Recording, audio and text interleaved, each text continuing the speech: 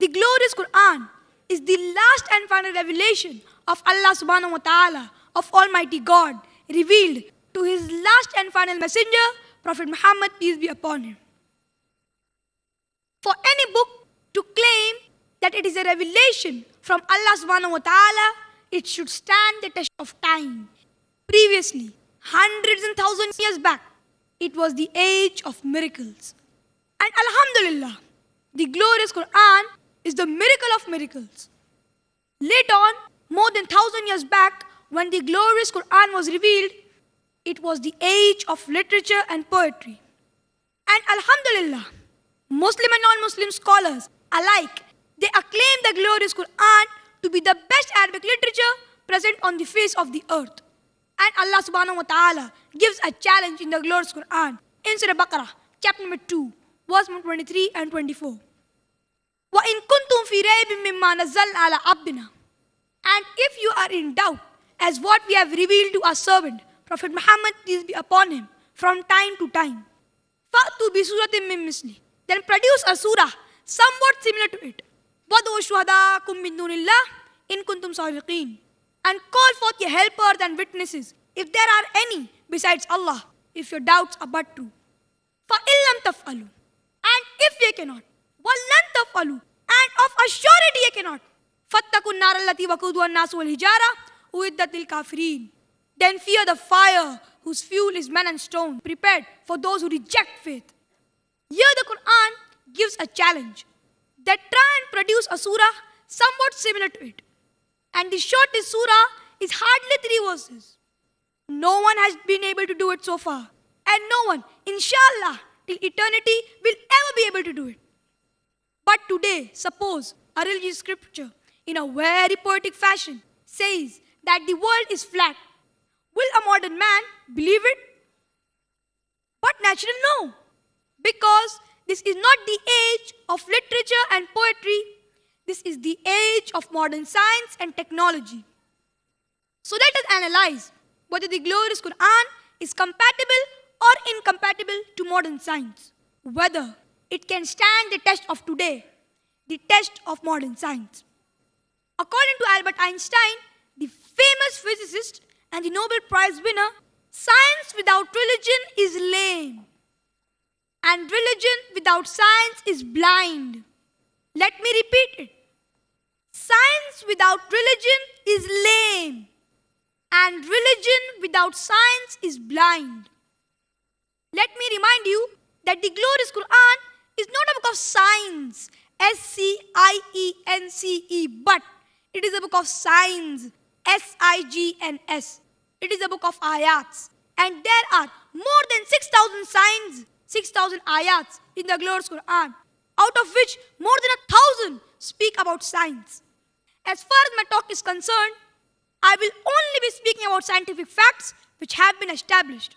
I will not be speaking about scientific theories and hypotheses which all of us know that many a time these theories and hypotheses take U-turns. In 1973, there were a couple of scientists who got the Nobel Prize. They described the creation of the universe and they called it the Big Bang.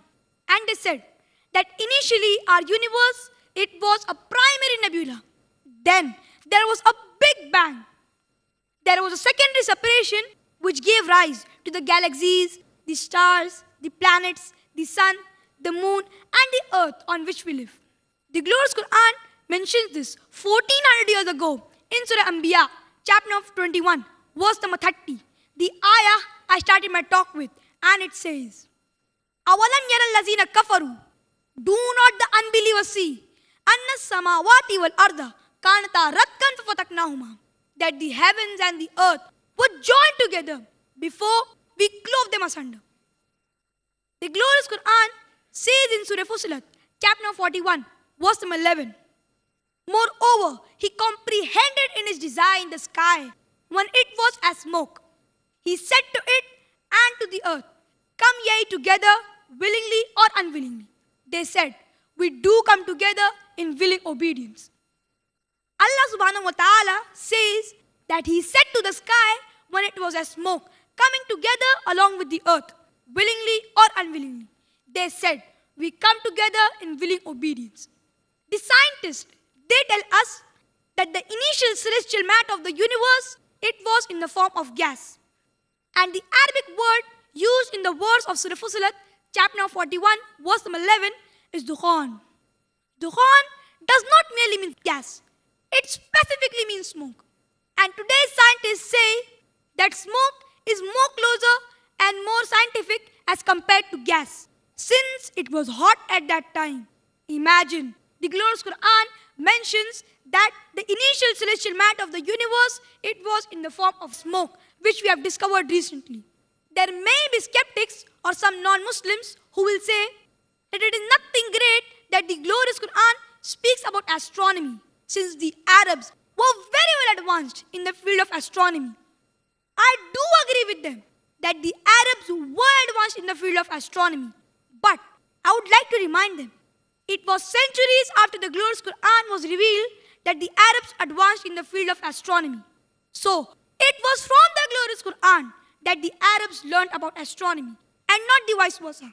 And there are so many facts that the Arabs did speak about, and which we have come to know recently. In the field of physics, several centuries ago, there was a theory known as the theory of atomism. And this was advanced by the Greeks, especially the Democritus, who lived 2300 years before. And the theory of atomism is, atom is the smallest part of matter. And the Arabs too knew about the theory of atomism. And the Arabic word for atom is zarra. The Arabs also agreed that atom is the smallest part of matter. Nothing can be smaller than that. And if you read the glorious Quran too speaks about the atom. Now, after science advanced in the field of physics, we know that atom is the smallest part of the matter, having the characteristic of the element. But an atom too can be divided. So does it mean that the glorious Quran is outdated? The glorious Quran says in Surah Sabah, chapter number 34, verse number 3, as well as in Surah Yunus, chapter number 10, verse number 61. When they say, that is the unbelievers, the final hour will never come.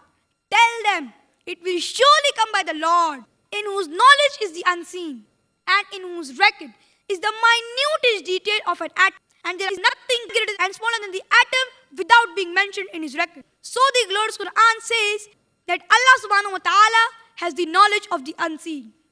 The minutest details of an atom is mentioned, and things smaller and greater than the atom are not there without being mentioned in his record. So the glorious Quran mentions 1400 years ago that there are things smaller than the atom which we have discovered recently. In the field of hydrology, the water cycle we learned in school was first described in 1580 by Sir Bernard Palissy. And if you read the glorious Quran speaks about the hydrology and water cycle in great detail. The glorious Quran says in Surah Zumur, chapter 39, verse 21, it is Allah who sends down rain from the sky and seeps it in the sources in the earth, in the springs in the ground, and cause from it seeds of various colors to grow. The glorious Quran says in Surah Mu'minun, chapter 23, verse 18, it is Allah subhanahu wa ta'ala who sends down rain from the sky in due measure and soak it in the soil, and we can easily drain it off with ease. In the subject of geology, the geologists, they talk about the folding phenomena which gives rise to the mountain ranges. And because of this folding phenomena and these mountains, there is stability on the earth. The glorious Quran says in Surah Naba, chapter number 78, verse number 6 and 7. We have made the earth as an expanse, while Jibala Autada, and the mountains as stakes. The Arabic word Autad means stakes or tent pegs, like how we put a tent peg into the ground.